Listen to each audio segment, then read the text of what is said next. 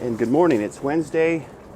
Shoot, I don't even know what, 22, Wednesday, March 22nd. Oh man. Wet head is dead. Remember that commercial? Anyway, welcome to another episode of Atmospheric River. Really, it's time for, hey, what's that smell? What's that smell? Oh, look, I got some leftovers. Anyway, the interconnectedness of all things. Got an agenda here. Yeah, I joined a nonprofit that is trying to overturn Citizens United by method of a 28th Amendment. It's AmericanPromise.net. I'm going to do some workshops.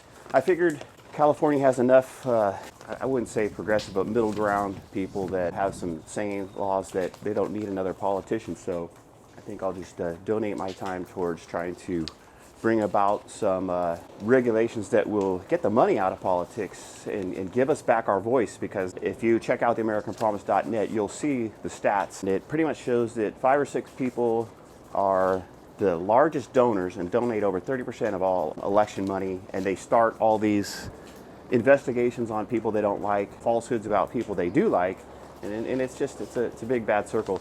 And if you don't think, if you think money's just in politics, you're wrong, because I was talking to the boss the other day about MasterCard, credit card companies and banks and real estate agents, and 3% is their loss. So when the economy is tanking, us people in the middle suffer, and everybody else still gets their 3%. Yeah, they might fire some of the low-life people that they employ and stuff like that, but they don't give up any of their percentages. And now, in the middle of bank problems, railroad problems, Wall Street problems, and all this other stuff, are we going to see any corporate executives fired? Did it happen in 2008? No. Man, how many of you people out there played sports? I know a lot of you did, and if you didn't, you might have been spectators and watched sports. Well, sports have rules, and the rules make it fair for everybody that plays. Some people are better, and they get more accolades, and that's the way the free market is supposed to work. However, today's capitalism, we call it crony capitalism, which means that people that are wealthy spend their money on politicians, and they expect favors, and they get favors. It's provably true, especially with the Citizens United. But crony capitalism isn't new. It happened back in the 20s. Check out your history, which I'm not a history buff, but when it's important, I'll do the research. That 3% just kills me. So, and the dark money right now, you know, the Koch brothers and Soros, you know, I mean, they kind of balance each other out, but there are definitely more people on one side than the other, and they promote their philosophical values instead of what's best for everybody. It's, one side is forcing their ideas on another, and it comes back from the other side too in things. I mean, you talk about people that are forcing pro-life on people, and then people that are trying to force police reform to fund the police stuff on others. It's like neither of those is right for everybody. I was talking to a good longtime friend of mine about, you know, mental health stuff and how all this strife that we're going through, you know, there's a lot of positive things to look forward to, but it affects us all, and it can get depressing for children and adults as well. It's very important for all of us to pay attention to our friends and the things they say and how they're feeling, how they're acting, and we all could use some help. But I mean, this whole situation, it does affect everybody, and it's very, people need to have somebody to talk to. Not everybody is comfortable with that, but at the same time, you have to find a way to bring yourself into the light, so to speak. It's no wonder that people in the northern hemisphere, you know, suffer a lot of depression, because when you have days and days and days of rain and cold and no sun, the sunlight is good for us. And we're experiencing that now in California, where we've had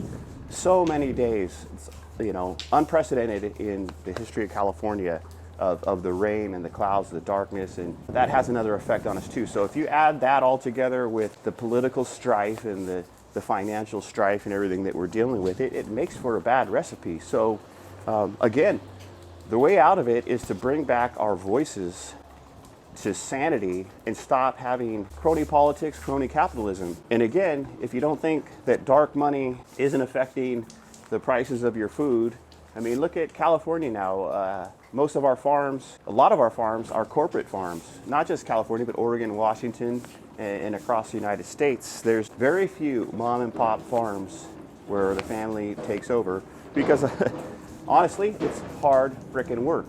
And like a lot of migrants to the States, they come here and they work hard and they tell their kids go to school and don't work hard. So we have generations of Americans, second generation, third, that don't want to work. They want to joystick and all this other stuff. So anyway, off track. This morning it smelled like vinegar, and then it smelled like cinnamon rolls, and that was really nice. Ultimately, you know, there's still plenty of stinkiness to go around in all that. The dark money, no accountability to the money that's spent there on both in corporations and on politicians.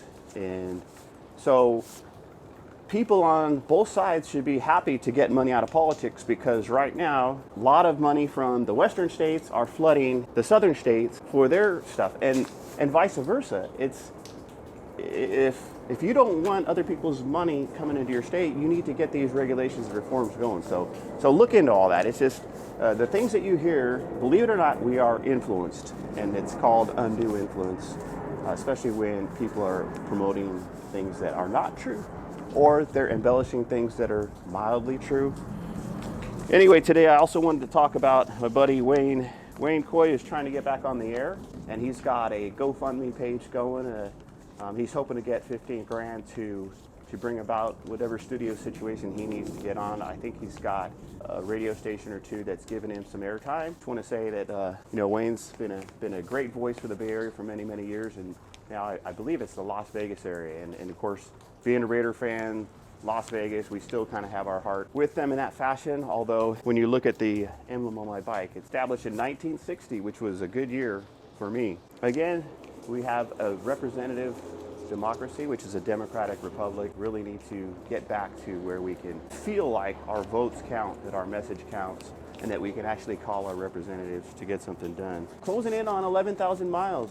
The 10,000 mile video is still going strong. It's encouraged people to go back and look at some of my other craziness, stuff like that, especially the stuff my better half and I do. We go out and we clean up the Bay Trail. People that we meet are really grateful that we do that, and it's rewarding in and of itself just for us to do that. This morning on the Bay Trail, there was a tree down, very much right at the beginning of the trail. I go up this, it's an incline to get up on the levee, and there was a tree blocking the whole path. So I got off, took a picture, and of course, being a good Bay Trail neighbor, I pushed the tree off to the side. It wasn't a huge tree. Yeah, maybe it was a huge tree, as big as General Sherman.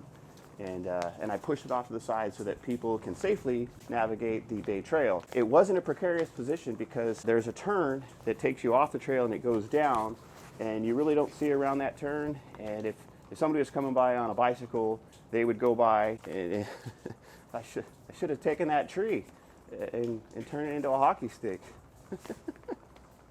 I don't know, that's a very difficult technique. Anyway, so the Bay Trail is safe thanks to yours truly. There's still a lot of flooding in certain areas, and a lot of things. Believe it or not, and you probably do, I was the only nutcase that was on the Bay Trail this morning, and it was only a light rain. It wasn't that bad.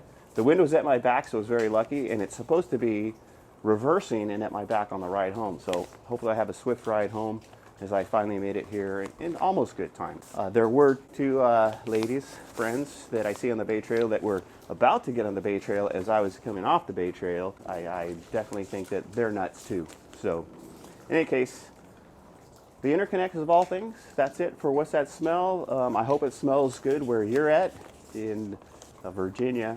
The rain should clear up this afternoon. Hopefully the people in California, especially in the Central Valley where there's flooding, I hope they're hanging in there. I have some family of a friend of mine that got their house flooded. And they're in the lowlands. It's because of the Pajaro levee break and stuff like that. But anyway, we have lots to be thankful for still. We just need to keep on pushing for the rights of the people, we the people, and all that stuff. Here I was at El Torito's. You know, a pet peeve of mine, I wasn't going to get into it, but you could see here that El Torito's has their health department pass posted right here on the thing.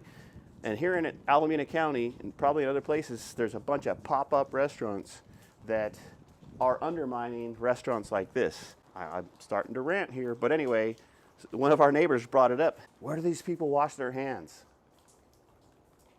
When you go to one of these pop-up restaurant barbecue places and you buy their meat, you're also buying their fecal matter. Ah, that's just gross.